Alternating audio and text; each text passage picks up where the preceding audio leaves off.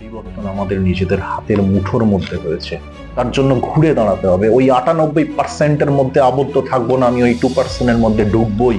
Only 2% ছাত্রছাত্রীদের জীবন সফলতা লাভ করে, বাকি 98% ছাত্রছাত্রীদের জীবন কোথাও যেন গড়তালিকা প্রবাহের মধ্যে আবদ্ধ থাকে। এবারে প্রশ্ন হচ্ছে যে এই 2% ছাত্রছাত্রী কারা? এই 2%-এর মধ্যে 1% ছাত্রছাত্রী হচ্ছে তারা যারা খুব সৌভাগ্যবান, যাদের বাবা এবং মা দুজনে ওয়েল স্টাবলিশড, যাদের বাবা মা খুব উচ্চ শিক্ষিত, যারা তাদের এই সন্তান নামক ফুল গাছটিকে চতুর্দিক দিয়ে বেড়া দিয়ে তাকে সফলতার দোরগোড়ায় না পৌঁছানো পর্যন্ত তাকে গাইড করে চলেছে। উচ্চ বিভিন্ন কোচিং সেন্টার বা বিভিন্ন হাই কোয়ালিফাইড টিচার্সরা তাদের জন্য রেখেছে। এই 1% ছাত্রছাত্রীরা কিন্তু সফলতা অর্জন করবে। এবার বাকি রইল আর 1% ছাত্রছাত্রী, যাদের মধ্যে কিচ্ছু নেই। তাদের বাবা মা হয়তো ওয়েল স্টাবলিশ নয়, উচ্চ শিক্ষিতও নয়, তার হয়তো দিন আনা দিন খাওয়া, সে খুব গরিব, সেও সফলতা অর্জন করবে বা করে। তার মধ্যে এত সম্পদ না থাকলেও তার মধ্যে একটা বড় সম্পদ রয়েছে, সেটি হচ্ছে তার ইচ্ছা শক্তি। তার মনের জেদ এবং ইচ্ছা শক্তি তাকে কিন্তু সেই পর্যায়ে নিয়ে যাবে, সেই সফলতার উচ্চ শিখরে পৌঁছে দিয়ে দেবে। তার সেই তীব্র লক্ষ্য, তীব্র জেদ, তীব্র ইচ্ছা শক্তির মাধ্যমে সেই জায়গাটা সে অর্জন করবে। বাকি রইল 98% ছাত্রছাত্রীরা, যারা হয়তো সকালবেলা ব্যাগ কাঁধে করে স্কুল যাচ্ছে বা ফিরছে, সারাদিন তার স্কুল বা কলেজে সময় অতিবাহিত হচ্ছে। গড়তালিকা প্রবাহের মধ্যে সবাই যাচ্ছে, আমাকেও যেতে হবে।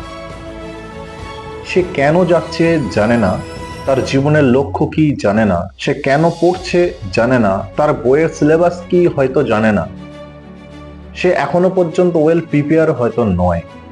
আমার প্রিয় ছাত্রছাত্রীরা, সৃষ্টিকর্তা সকলকে সমান ক্ষমতা দিয়ে এই পৃথিবীতে পাঠিয়েছে।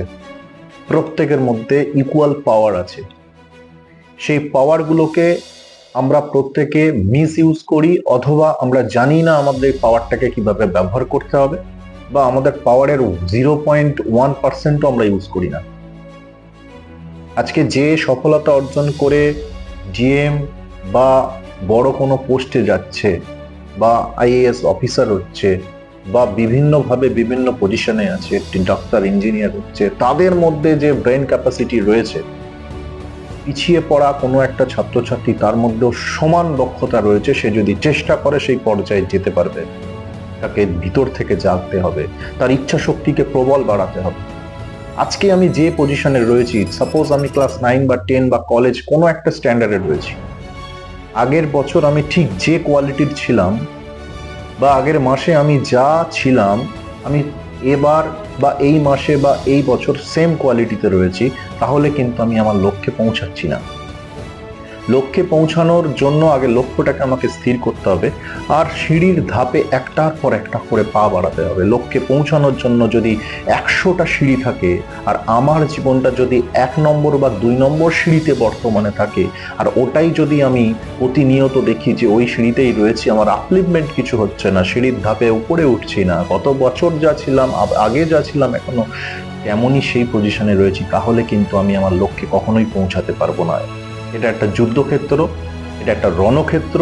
প্রতিটা মুহূর্তে একটু একটু একটু একটু একটু করে নিজেকে কিন্তু উপরে তুলতে হবে, আপগ্রেড করতে হবে। আমি যেখানে আছি, আমার আশেপাশে যারা আছে তাদের থেকে বেটার আছি তা নয়, আমাকে আরো দৌড়াতে হবে।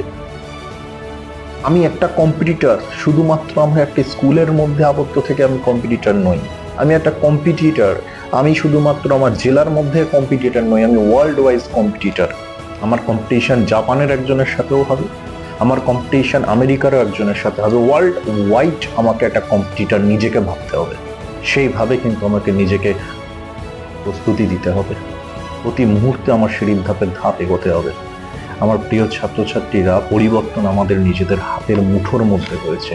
তার জন্য ঘুরে দাঁড়াতে হবে। ওই 98%-এর মধ্যে আবদ্ধ থাকবো না, আমি ওই 2%-এর মধ্যে ঢুকবই।